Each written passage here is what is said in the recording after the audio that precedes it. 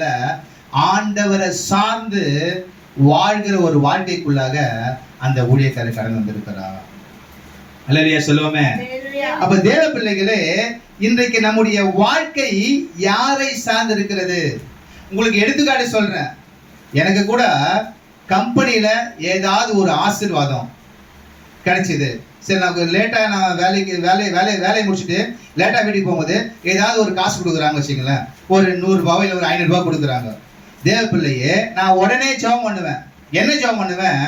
ஆண்டவரே, இது நீர் கொடுத்த ஆசீர்வாதம், எங்க ஓனர் கொடுத்த ஆசீர்வாதம் இல்ல, இது நீர் கொடுத்த ஆசீர்வாதம் சொல்லி உடனே ஜெபம் பண்ணுவேன். தேவ பிள்ளையே, நாம எப்பொழுதுமே மனுஷனை சார்ந்து இருந்தோமானால் உங்களுடைய வாழ்க்கையில நீங்க தோல்வியை தான் சந்திப்பீங்க.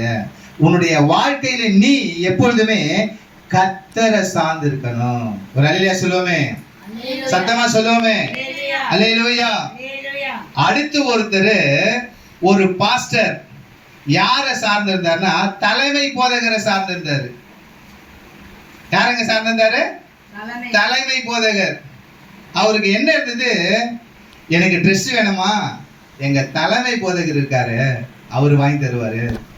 எனக்கு சாப்பாடு வேணுமா, எங்க தலைமை போதகர் இருக்காரு, சாப்பாடு வாங்கி தருவாரு.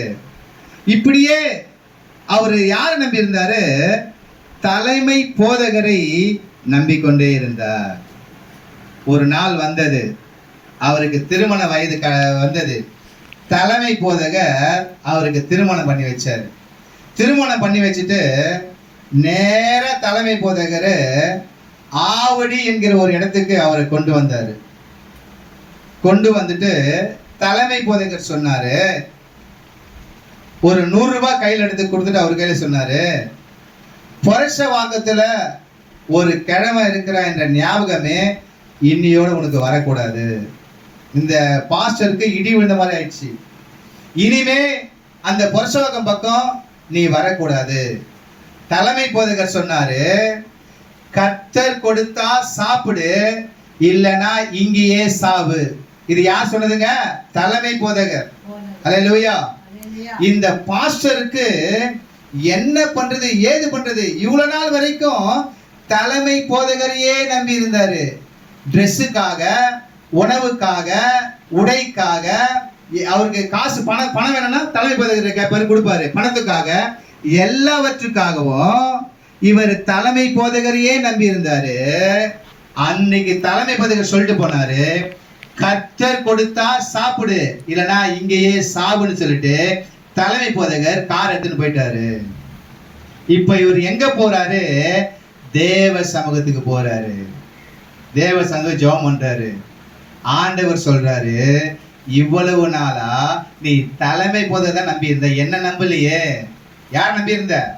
தலைமை போதகர் எல்லாத்தையும் பார்த்து நம்பி இருந்தியே என்று ஆண்டவர் பேசுறாரு கூட. கர்த்தருக்குள் பிரியமான தேவஜனமே, இன்றைக்கு உங்களுடைய வாழ்க்கை மனுஷனை சார்ந்து இருக்கா அல்லது இயேசு கிறிஸ்துவை சார்ந்து இருக்கா என்பது மிக முக்கியம்.